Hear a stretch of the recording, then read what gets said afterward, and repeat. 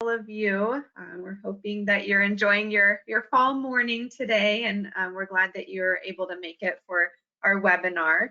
My name is Carrie McClellan. I'm the Outreach Manager for ElderHelp, and I also help to facilitate our family caregiving webinars. And I will introduce Jean Alton in just a moment, but we're so happy to have her here with us. A little housekeeping before we begin. So we are in a webinar platform, which means that you don't have to worry about your cameras being on or muting or unmuting. But if you do have a question throughout, please feel free to type them in to the question / chat pane, whatever shows up for you, and we will answer those. So feel free to use that, and we'll keep an eye on it throughout. But we're so glad that you're here this morning. Before I do introduce Jean and we get on our topic of managing resistance, I just wanted to share for a brief moment about ElderHelp and why we do these webinars. So our mission at ElderHelp is to provide personalized services and information that help seniors remain independent and live with dignity in their own homes. We've been supporting the San Diego community for over 49 years now, and during that time, we've not only supported seniors directly, but also family members who reach out for support and resources and a variety of services as well. Our core services that we offer through ElderHelp include our information and referral, and that's really a great way for us to connect people with different community resources, whether you live locally or not. Are you okay calls? That's how we check in with individuals who might live alone and need those extra check-ins to make sure that they are okay. Seniors A Go-Go program is our transportation that helps with rides to medical appointments. Our care coordination program involves social workers as well as volunteer services, and our housing service team helps with navigating the many housing options that are available in San Diego and making sure that people have affordable options. We do also offer nutrition services through pantry deliveries and grocery shopping assistance, and then of course our family caregiver support. And because nearly 50% of calls that we receive are from family caregivers, we definitely find that providing additional education and resources is important and valuable for people. So in addition to our information and referral that we do on a regular basis, we also offer webinars like these where we partner with other nonprofits or experts on a variety of topics so that we can bring different resources and education to you all who might be caring for an aging loved one or wanting to learn more for the future for yourself. We also have created online courses for family caregivers, and I like to remind people of those because they are available at no cost, and you can access them from our website, or you can go to elderhelp.thinkific.com. But there's 5 different courses. They walk you through what it means to be a family caregiver, different resources. There's also assessment tools and how to create your care team. So I think that that could be a helpful resource for all of you. And we are so fortunate that we have our partnerships. And today with Alzheimer's San Diego, we are so grateful. We partner with Alzheimer's San Diego in a couple of different ways, and we really enjoy working with their team. So I have the pleasure of introducing Jean, who will be our presenter and expert today. So I'll just share a moment about Jean. So Jean Alton has worked in the field of Alzheimer's disease and related dementias for over 30 years. She has a bachelor's degree in psychology and in recreation therapy, and is a certified positive approach to care dementia trainer. Jean's expertise is built upon her many years of experience working in a variety of settings, including memory care and facilities, adult social day programs, early memory loss programs, and care management. Jean is a senior dementia educator with Alzheimer's San Diego, where she provides community education and coordinates programs for people with early stage dementia. So obviously, Jean has a lot of expertise and a great deal of information to share with us. So Jean, welcome. We're so happy to have you here today. Thank you, Carrie. That's a very nice introduction. So are here today to talk about managing resistance. And of course, we have the picture of the proverbial brick wall there. And clearly that's intentional to show us, the resistance that we've all met at different times in our lives. And I'm sure you all have experienced that in some different forms or another. So let's carry on here. Carrie, please. So this is our agenda today. We're going to talk about the causes of resistance in people living with dementia, and then look at what are some techniques for effective communication when we are meeting with that resistance, that brick wall, and some tips for providing help to somebody who is saying, no, I don't need your assistance with anything. I'm fine on my own, when in fact they aren't. And then we'll talk about resources for additional support. So let's start about the causes of resistance in people who are living with a diagnosis of dementia. And let's just acknowledge right from the get-go, look, we all have resistance within us. We all exhibit it at different times. And I want you all to kind of tap into yourselves in terms of what are the things that make you resistant. We're adults. We don't like being told what to do. We don't like having certain decisions being made for us. There's other things that just press our buttons as well too. So just keep those in the back of your mind as we go along. So caring for a person with dementia is challenging. And we often need to think about it in terms of being a person standing at the beach in front of all these waves. And so what I want to share with all of you is that I'm not a native Californian, most of us aren't. And in fact, I grew up on the prairies. When I came to California, I had little to no experience with the ocean. I had healthy respect for it. But the first few times I was down at the beach in front of a scene much like this, I knew to be cautious. I knew I couldn't go out to that far wave there for sure, and wouldn't have done so. But I thought, I'm okay going in the shallow waters here. But what I tried to do was go into the water and hold firm, set myself really firm. And I'd love to see some of your answers in chat, if you would, if you want to guess what happened to me when I tried to hold firm against those waves. What do you think happened? Somebody show me something. I planted myself, got my feet really firm in the sand, and just kind of like this. I'm ready for that wave. What happened? Well, all right, we have a couple of answers. The tide took you into the ocean is the first option. The sand left under your feet, and it knocked you down. Actually, both and all are all correct. So even those smaller waves, can take you by surprise with the strength of them. And yes, the sand did get washed out from underneath my feet. And yes, I did topple down onto my behind and got, then pummeled by some waves. So it was a good lesson for me about trying to hold firm against those waves was not going to be an effective way to manage being in the water when, that was something I wanted to do. So let's click along here, Carrie. So caring for a person with dementia is so challenging because, and we'll continue advancing here, Carrie, because there is always change going on. Their needs are always changing. There's physical demands involved with all of this as well, too.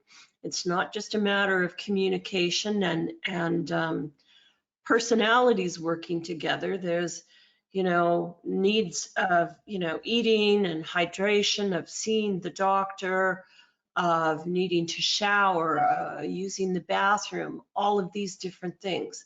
The physical aspects of care are involved. There's sleep disruption. And if there's sleep disruption for a person with dementia, I will guarantee you there's sleep disruption for the care partner.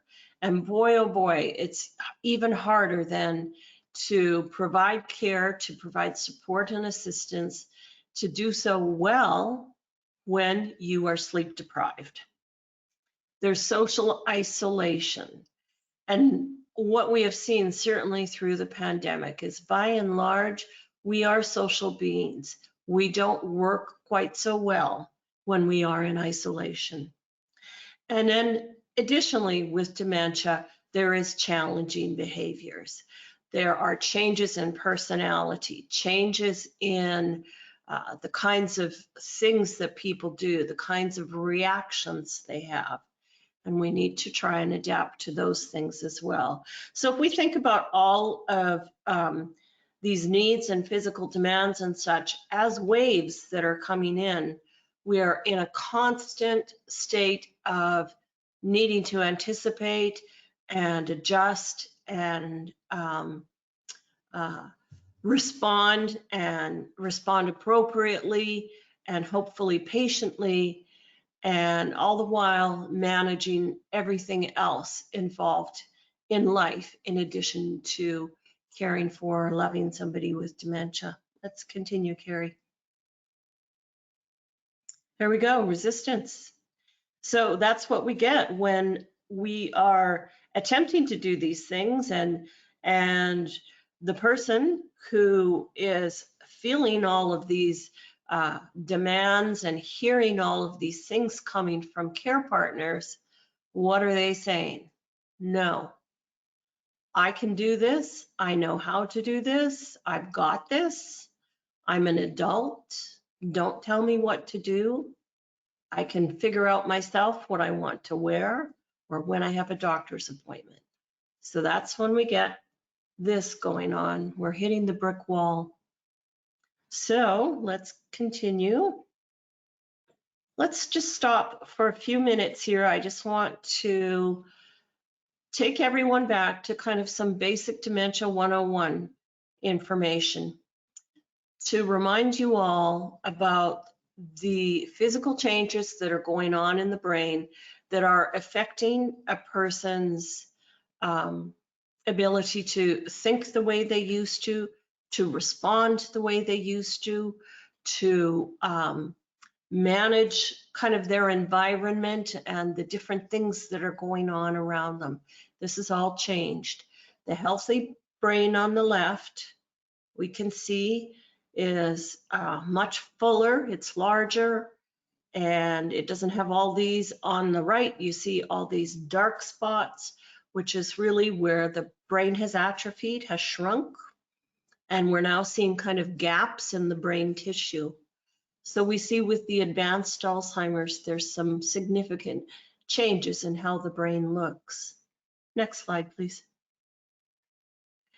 And let's just take a quick look at what's happening in some different parts of the brain and translate that to how it is affecting behavior and ability to process information. So in the temporal lobes, kind of down here at the base of the brain, this is where we see that memory loss that is usually one of the first signs of dementia. And this is also where we see language changes. So, and if you'll click again, please, Carrie. With in the parietal lobe, this is where we are managing sensory perception. So everything that tells us, like, what did I just do? My nose was a little itchy, so I scratched it. My hands are feeling a little cold. I'm feeling a little bit chilly. This is all sensory perception, but also just about how I'm sitting in my chair, sitting properly. Going to grab my cup of coffee. It's a bigger cup, so I'm using both hands. Imagine if I was somebody with dementia and didn't have a good sense of the heat of the cup the weight of it. Maybe my visual perception is impacted as well too. So I take that and maybe it's quite full and I have a bit of a problem getting up here to my mouth, and lo and behold, the coffee ends up all over me, hot coffee. Loss of dexterity, this is the fine motor control. So these are the things being impacted, the parietal lobe. Next one, please, Carrie. The occipital lobe is where we see really the majority of the visual field changes, which I've referenced. The visual field gets much, much smaller from scuba vision to getting to smaller, to binocular, to monocular, which would be 1, and even smaller than that. It's not that the eye is not seeing all this other information, it's the processing between the eyes, the occipital lobe in the brain are not being processed properly. So it's causing these visual field changes. And then there's balance problems too. So it makes it harder for people to navigate through space, walking, sitting on a chair, determining where the edge of a seat is or the edge of the couch is, leads to some balance problems. And we'll continue. And then in the frontal lobe, and this is very important because the frontal lobe is kind of what we would describe, you'll hear different terms, I would say is kind of the CEO of the brain. This is the executive part of the brain where we are using judgment and insight to assess situations, whether they're safe or not safe, whether they're to our benefit or not, where we think about our responses, our reactions, and decide whether that's appropriate or it's not, kind of use the inner voice or the outer voice. This is a very important part of our decision making. And so this is also where we see the personality and behavior changes coming from, because as this part of the brain is being impacted, it's changing our responses and our reactions. Let's continue.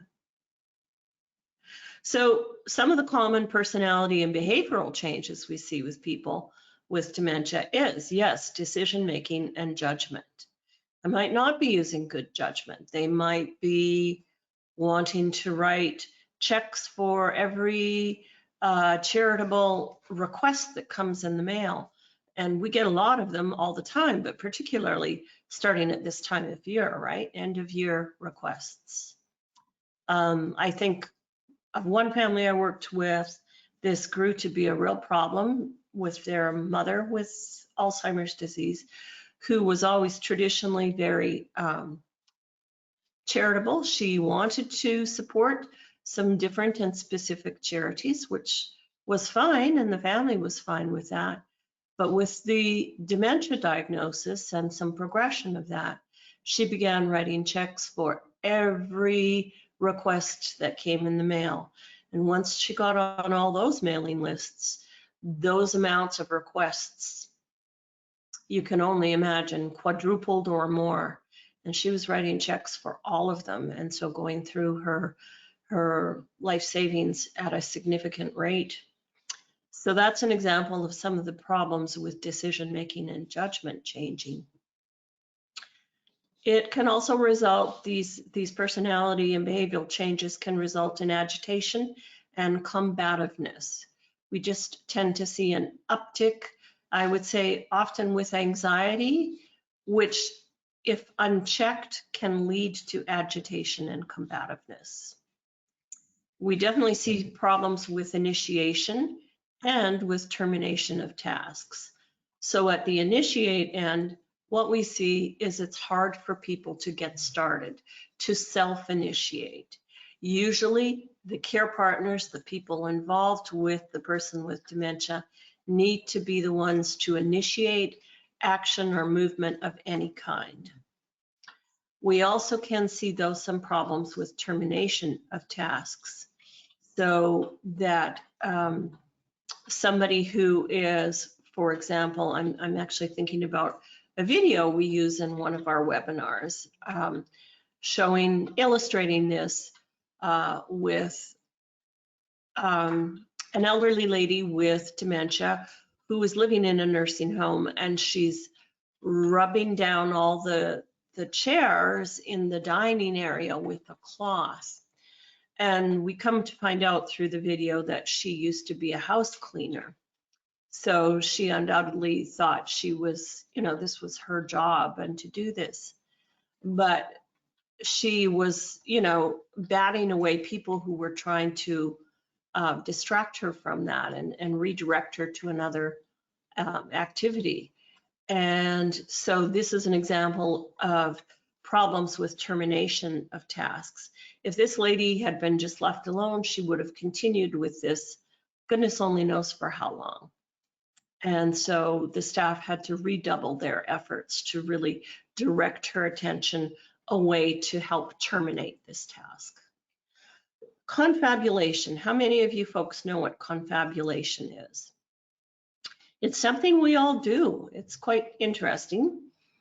And it is where we fill in the gaps with,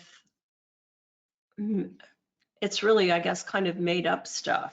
Now, people with dementia are quite likely to do this. And so when we say fill in the gaps in their memories or in their stories or in their simple reporting to you, that there are gaps of knowledge. And so they're filling it in with what seems appropriate at the time. So an example would be, I'm talking to Mom who has dementia, and I say to her, did you have breakfast this morning, Mom? And she says, yes. Now, she has dementia. She doesn't know if she had breakfast or not.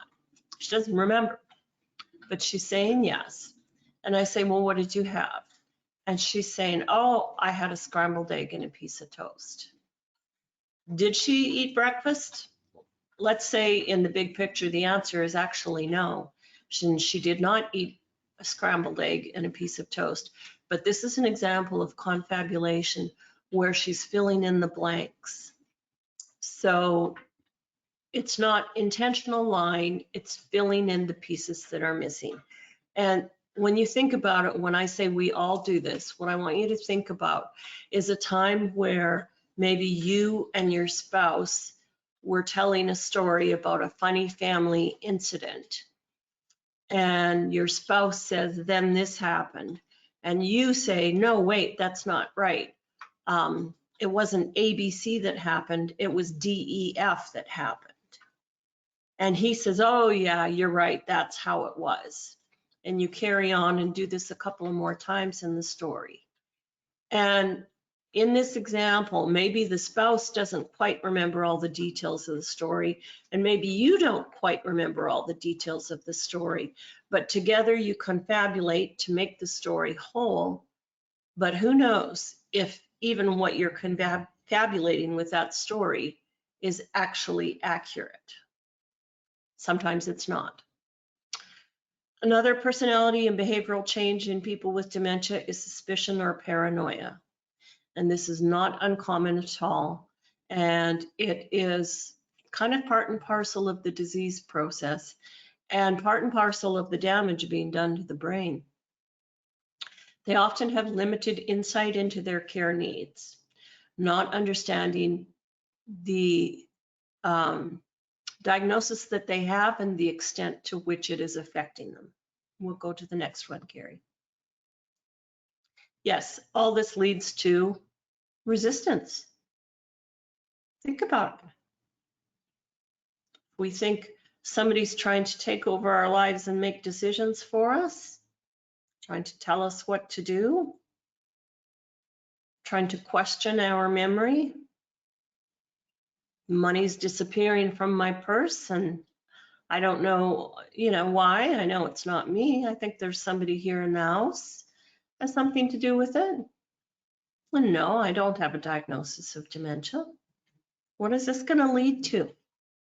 If I have a family member in front of me saying, you need help with this, that, and the next thing. Resistance. Next slide. So let's talk about some techniques for effective communication. So what is resistance? Resistance has many forms. We are again looking at the brick wall. Well, I think we tend to think about resistance as being combative or arguing, and oftentimes it is those two things. But, you know, resistance can be very passive as well, too. It can be apathy and it can be refusing assistance. Not doing anything or not answering is a form of a response itself. So remember that, but also remember what we said about some of the hallmarks of personality and behavior change is difficulty initiating. That ties in with apathy, as does refusing assistance. No, I'm good, don't need to go for a walk, don't need to go for a shower, don't need to take my medication. Nope, all is good. And then if it goes on and we start to get anxious and agitated about it, it can lead to, no, leave me alone. I don't need anybody to tell me what to do.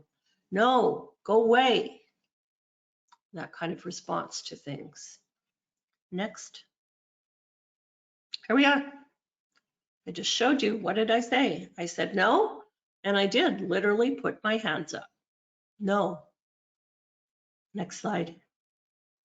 So take a deep breath, which I did not do that first time.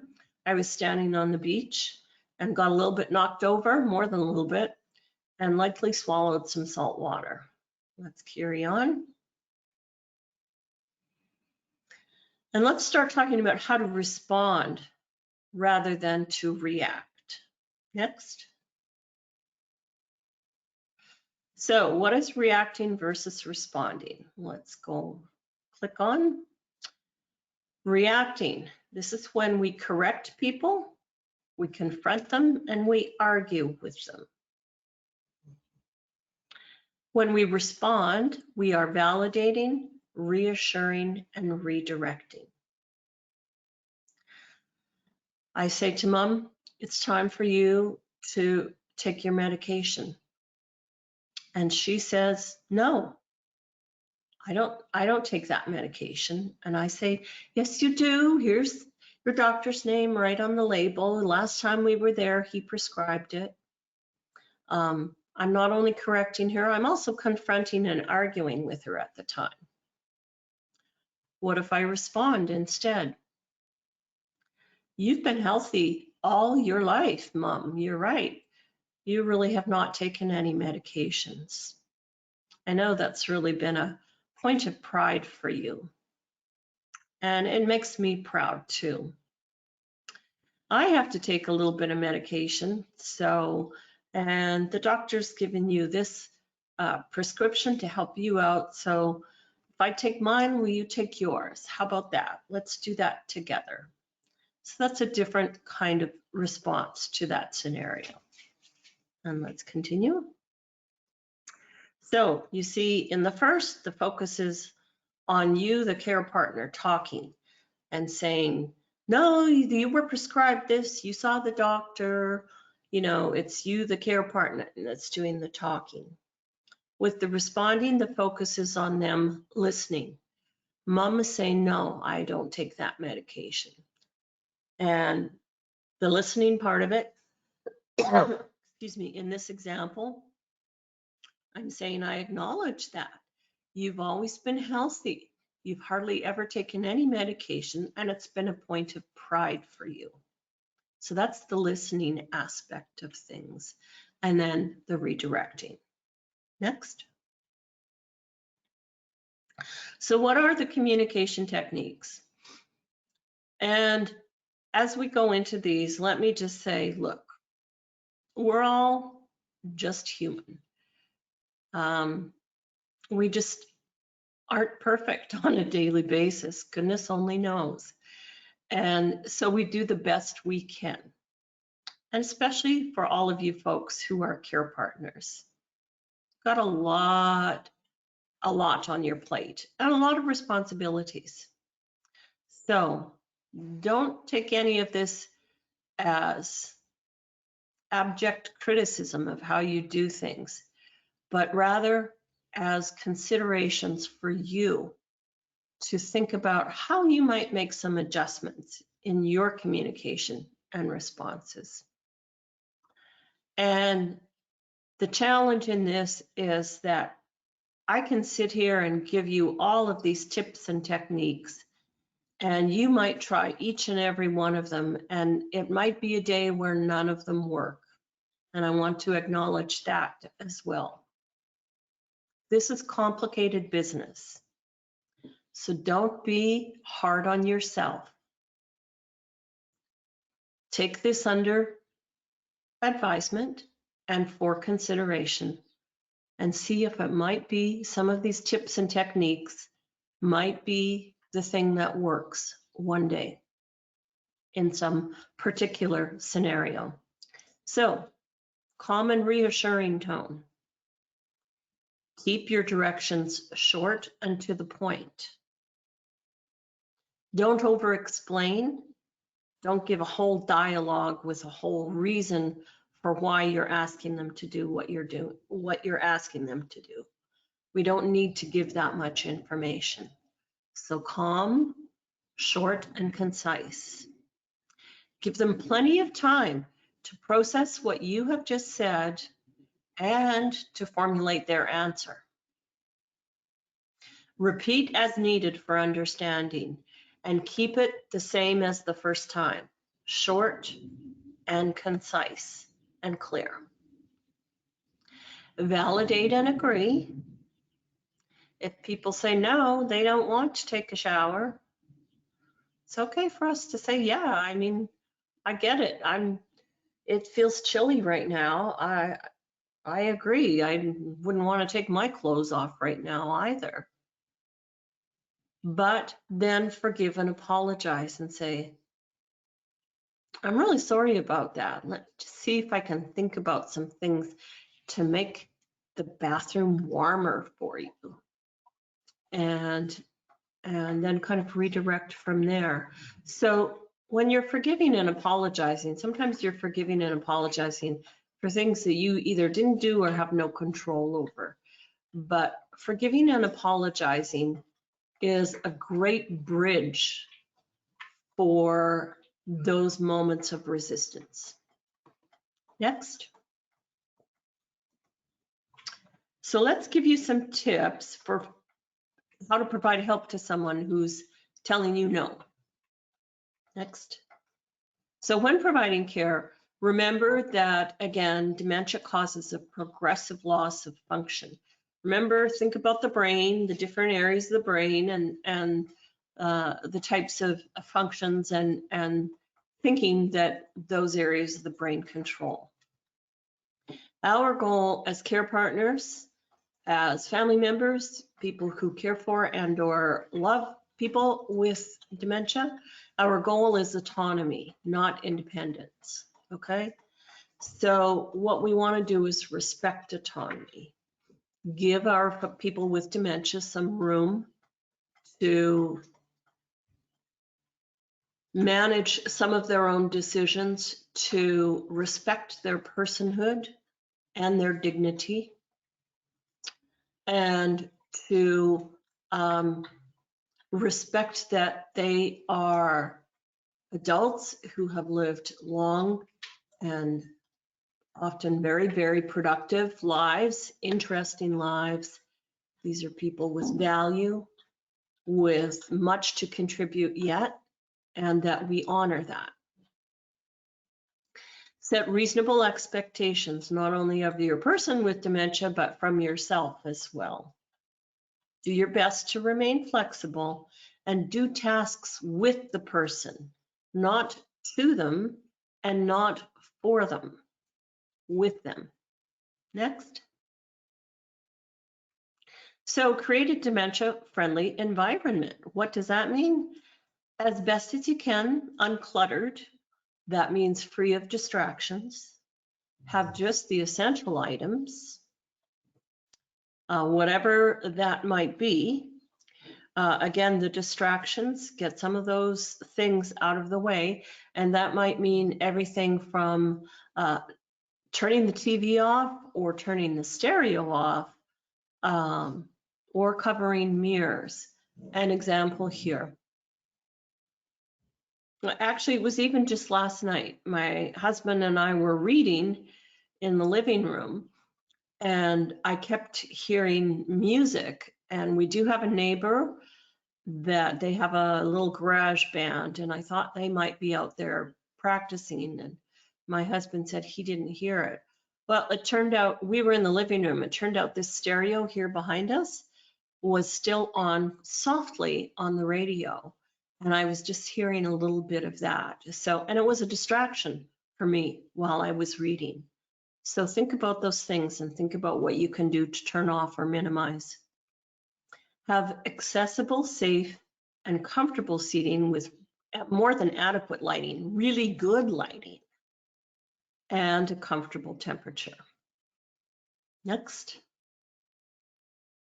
So I'm going to give you a few quick tips on a few different areas of caring for people that we hear about often. These are kind of some common areas of resistance for people living with a diagnosis of dementia. Bathing and showering often turns into something that is just very challenging for everybody involved. So the quick tips are to gather the supplies you need in advance and prepare the room. So, you know, the lighting, the temperature, if you've got a heat lamp in there or something like that, try and get it a little bit warm, get maybe the shower going or the bathtub going with appropriate temperature water.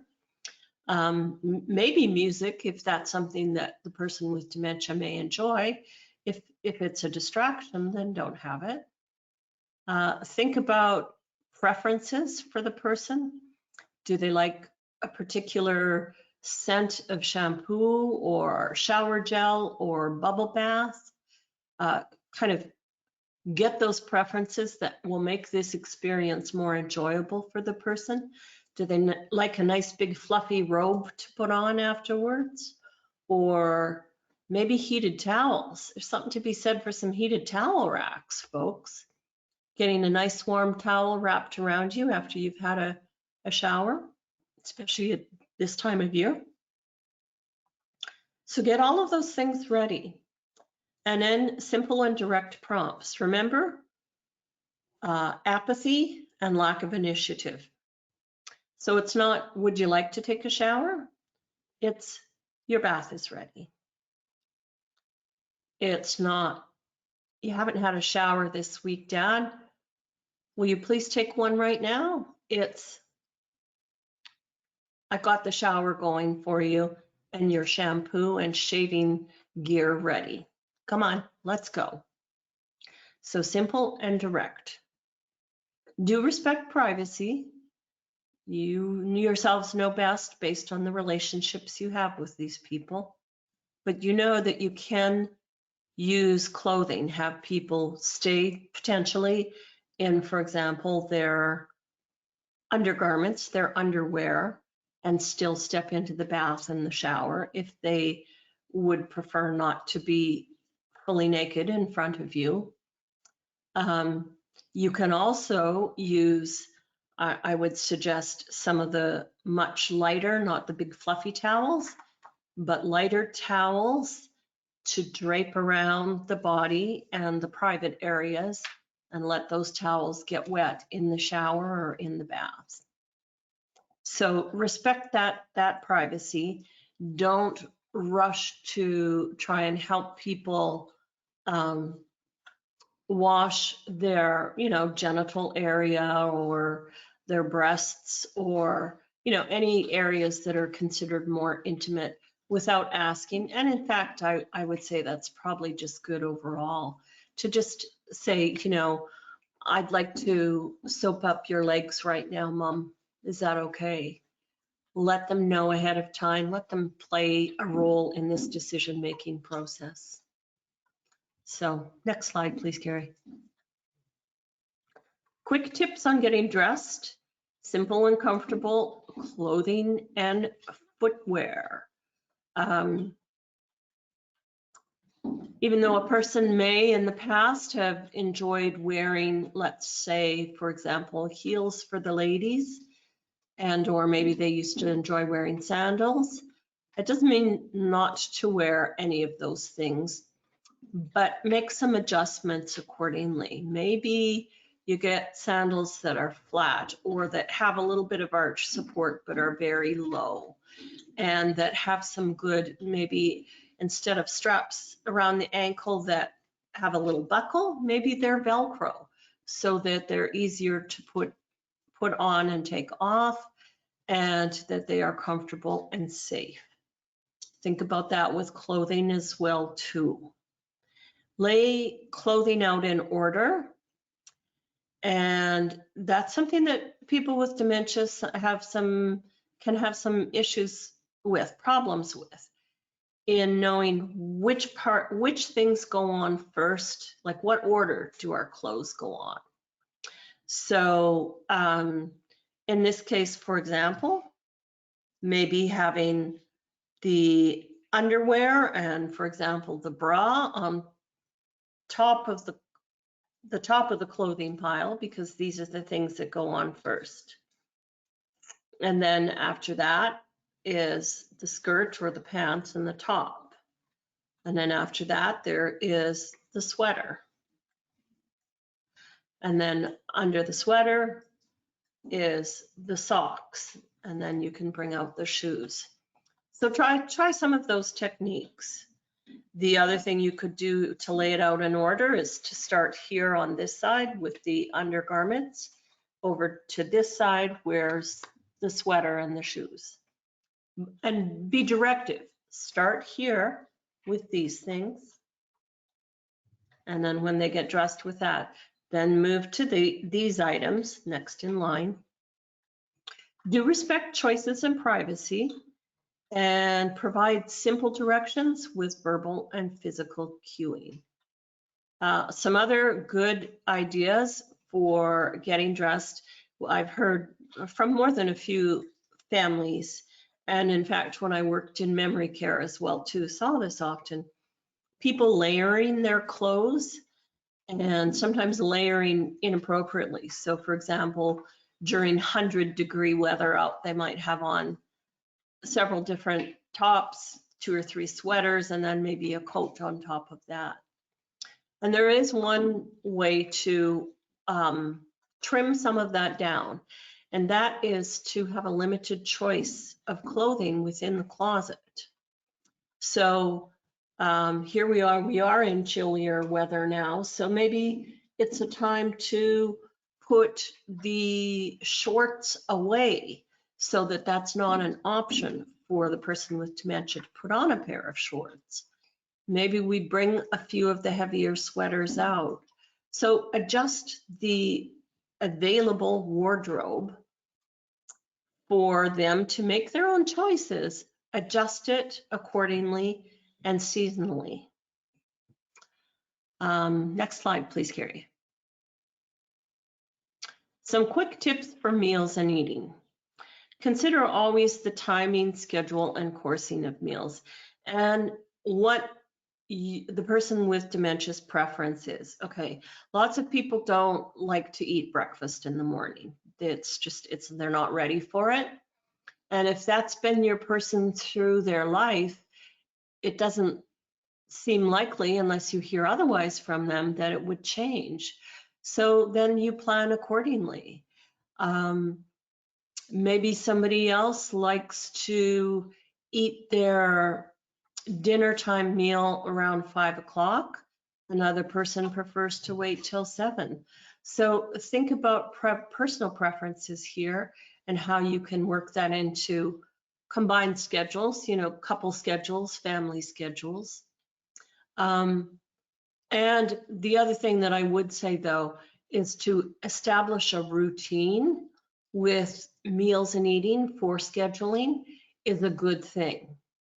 You don't want to have it kind of all over the place and unpredictable.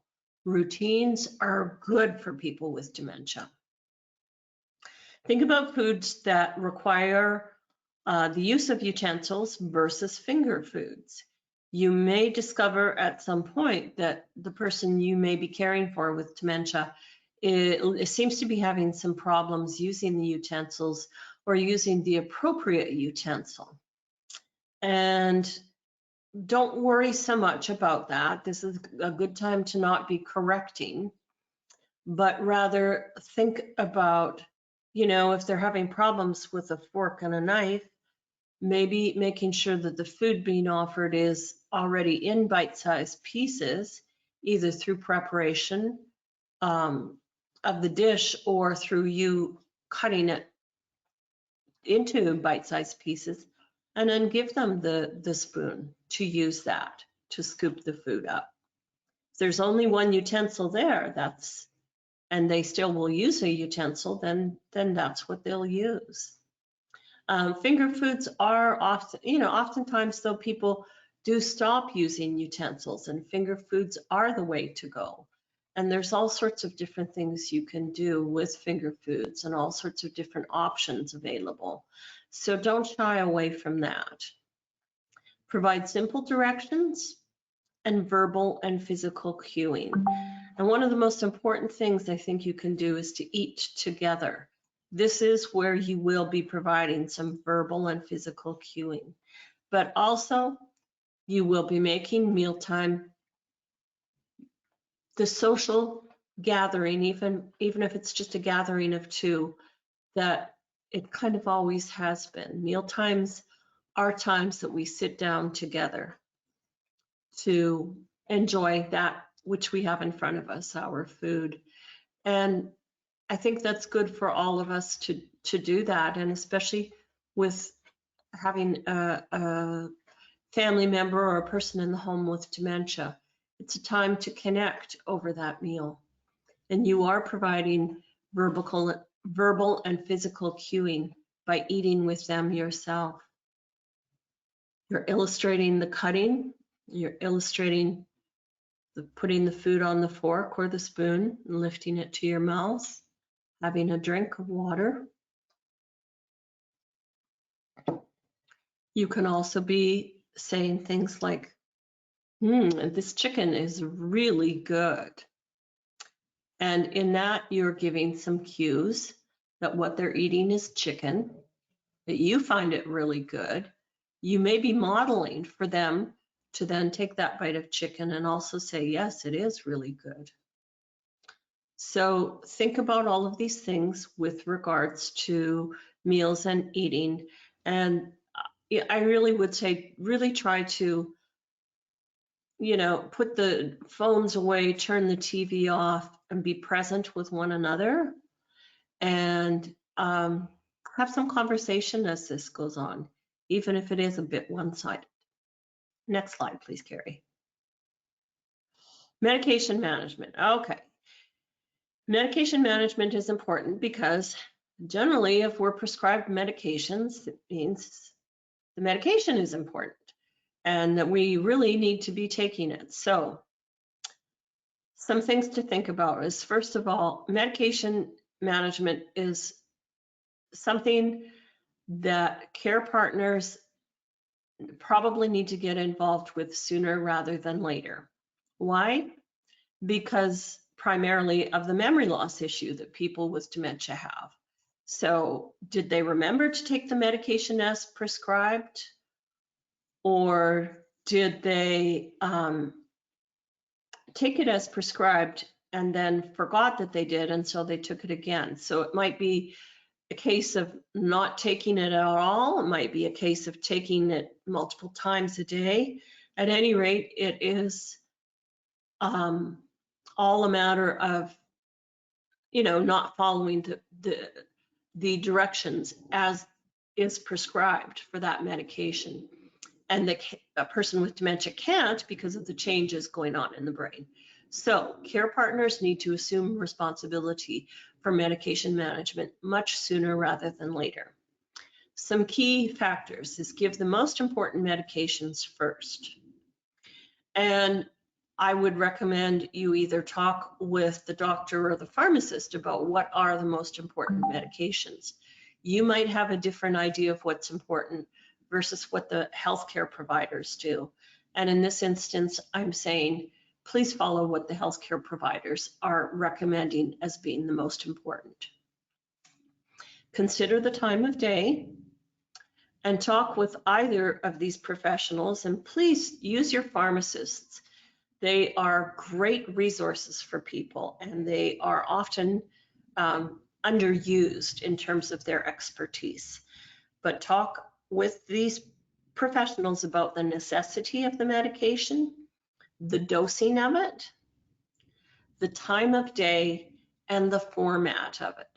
Don't make the assumption that because mom is having a problem with this pill that's a little bit large, that I'm just going to crush it up with a spoon and give it to her.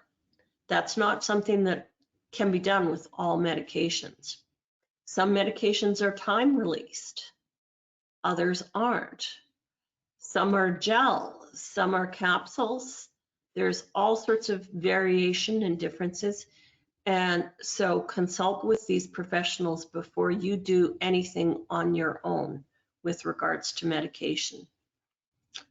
Medication is important, so take some time to pay attention to this, get a system in place, and be well informed. Next slide, please. So in summary, what we're talking about in managing resistance, in meeting this brick wall, is honoring routines and rituals and personal preferences as much as possible. Think about the things in your life, the routines in your life with regards to bathing and showering, with regards to dressing, medication, meals, all of these things. And beyond that, what are your routines and rituals and personal preferences? And if somebody comes in and messes with that for you, how does that make you feel? And however it makes you feel, it's not going to be too terribly different from how it makes the person with dementia feel. So let's honor these routines and rituals as best as we can. Consider time of day. We all shine a little bit brighter at different times of day. Some people are morning people. Some people are night owls. Think about what is the best time of day for this person. And the best time of day maybe is the time to suggest the shower, or, you know, the things that we're having some challenges with. Think about trying to manage these situations during their best time of day. Provide the validation and reassurance that really we all seek, both the verbal, the visual, and the physical. Make your requests positive and action-oriented. It's time to take our pills. I've got mine. Here's yours. I'll get water for both of us. Or let's try it this way. I'm going to give you the handheld shower faucet, and I'll get the water at the right temperature, and then you can spray the water on yourself. So let's try it this way, not just going ahead and doing 2 or 4. Do with. Next slide, please. There we are. Do with and not 2 or 4. Let's respect folks, and again, give them that sense of autonomy and do our best to try and work together. Some resources for additional support. Let me just say, do not swim alone. I'm so glad that when I first came to California and the first few times I went to the beach, that I didn't think I could paddle way out there. And by the way, I swam all my life. I was a good swimmer all my life. I used to swim out in a fairly choppy lake, and we would swim out to an island in the middle of that lake and then back again. That was no problem. Wasn't scared of the water. I had some healthy respect for the ocean, though. A good thing I did. I did not swim alone.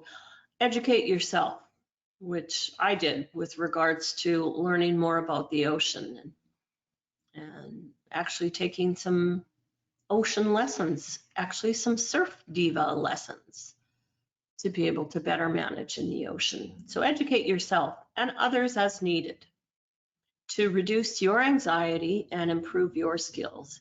Reducing your anxiety is going to help overall, because our people with dementia are very attuned to what it is they're sensing from us. And if they are sensing anxiety, we are kind of communicating anxiety, we may be giving some of that anxiety to them. Improving our skills, this is just what we do. When we need to learn new techniques, new methods, is we educate ourselves and learn some new things. And caregiving, being a care partner, is no different in that respect. This is not necessarily intuitive knowledge. For most of us, it's not. So improve your skills. Look at the community resources that you have available to you.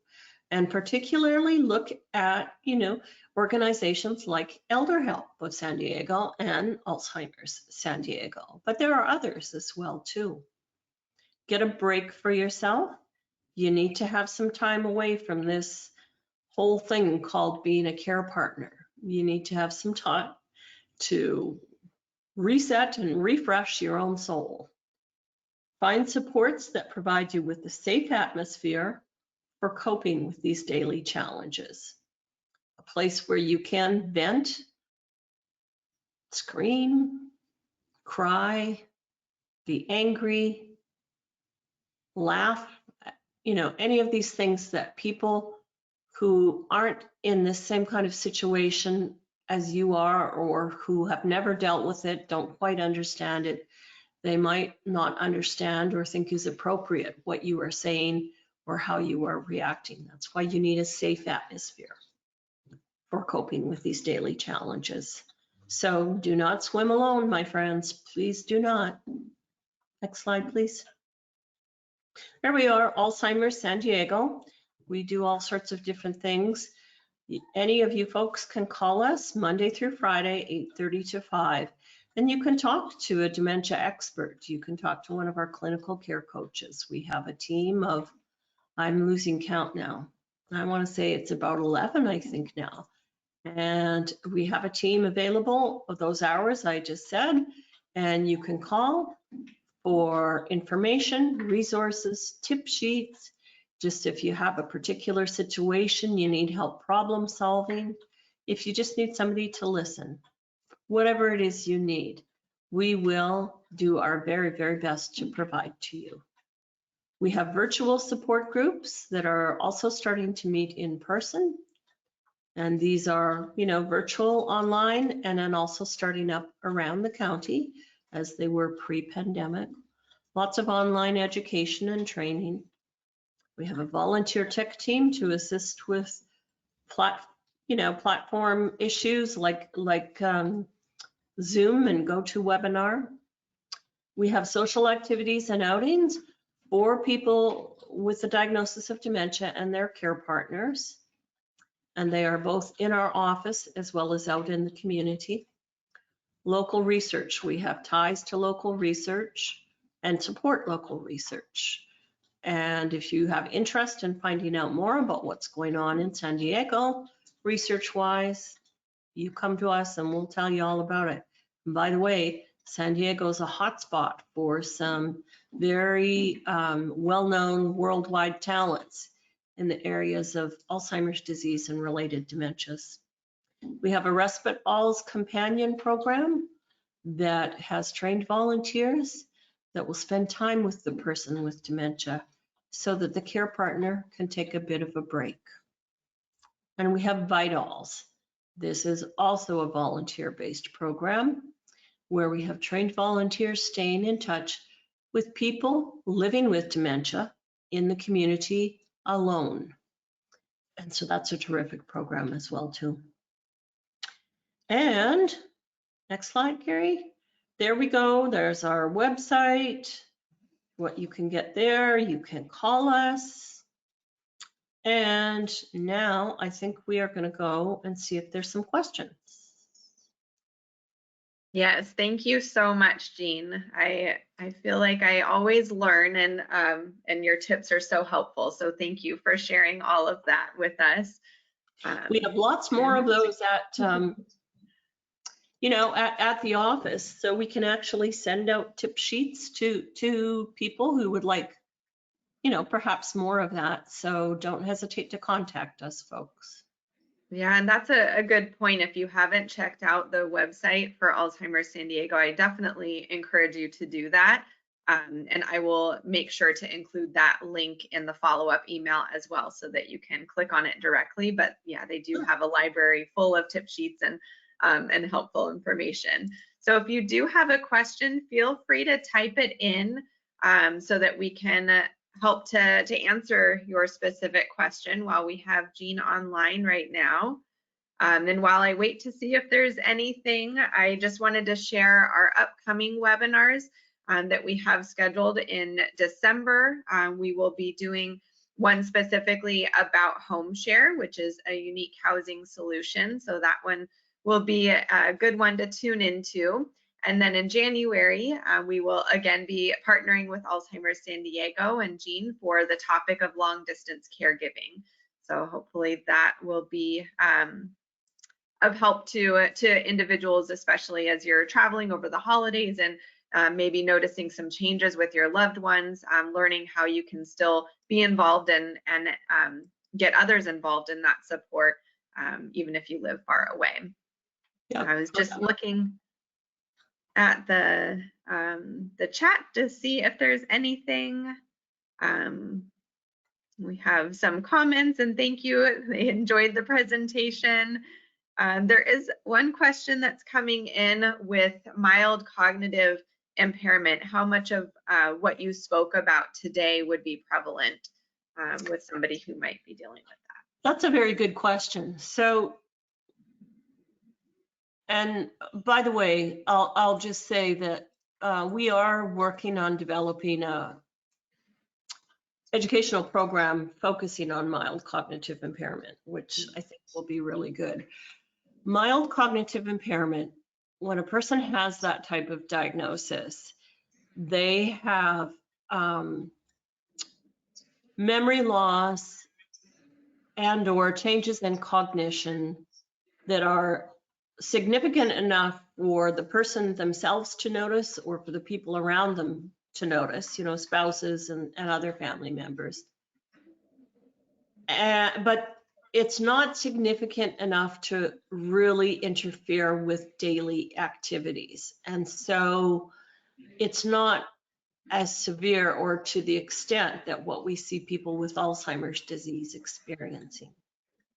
The other important thing to know about mild cognitive impairment is not all people with that diagnosis, it is its own diagnosis, and not all of those people go on to develop Alzheimer's disease. The numbers that we see through research is about 50% of people with an MCI diagnosis may go on to develop Alzheimer's disease, and about 50% with an MCI diagnosis don't. It either stays the same or in some cases, sometimes even improves a little bit.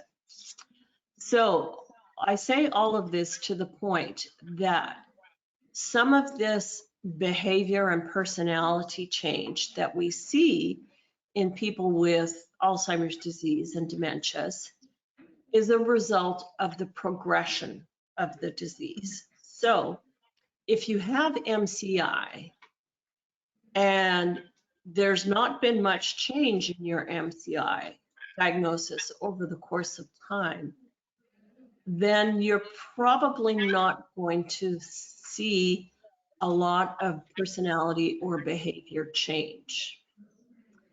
And so, I'm not going to say that doesn't mean there's not going to be challenges with resistance and with apathy. You know, I think overall that oftentimes for our people with Alzheimer's disease, it is the combination of both the diagnosis itself and what's going on in the brain, and quite simply our desire as humans to be autonomous that gives us that resistance. I don't think that that's that much different in people with MCI, in the sense of if somebody's trying to tell us how to do things, when to take a bath, you know, take medications, none of us likes being told stuff like that. And so, and I can't see how that would be that much different for a person with MCI. And, you know, truth be told, with many, many, many other diagnoses too. Does a person with diabetes like to be told that they shouldn't be eating that particular food? Probably not. So I guess what I would say for a person diagnosed with MCI or a care partner for somebody with MCI is to approach that from the point of view of, let's not focus on overcoming the resistance, but rather focus on respecting autonomy and giving choices and working to support the person, if that makes sense. I think so. Thank you, Jean. And then we just had one other question that came in. If you have any recommendations for handling constant outcries, quote unquote, I'm scared, yelling, aggressive verbal outbursts. Yeah, well, you know, like we said, validate and reassure. So if a person is saying, I'm scared, I mean, trust them that they are scared of what? We don't know. So try to put on your detective hat to find out what it is they're scared of.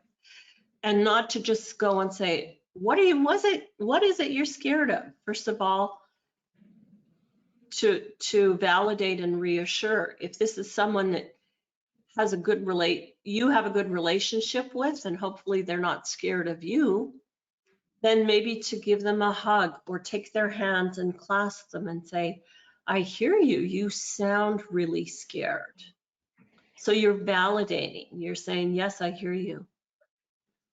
I love you so much. I am going to make sure you're safe. I promise you, I won't let anything in this world hurt you. And so that's the reassuring part of it. But also see if you can kind of put on your detective hat to find out, can you tell me more about what it is? Is it somebody making you scared? Is it a noise? Is it something else? See if they can give you any kind of details.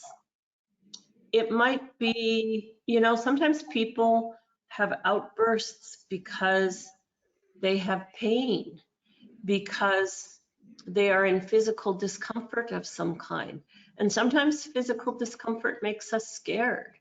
So don't make the assumption that scared means, you know, kind of maybe one direction only. And let's not be quick to say there's nothing to be scared of. There's lots of things in life to be scared of. That's no different for our people with dementia. I think it is important to validate and reassure, to try and find out what is the source of this being scared. And, you know, for sure, don't hesitate to involve your healthcare providers with this. We don't want, I mean, would any of us want to be going through daily life scared all day? No, that'd be terrible. So that, you know, it's a quality of life issue as well for the person with dementia. So it definitely needs attention.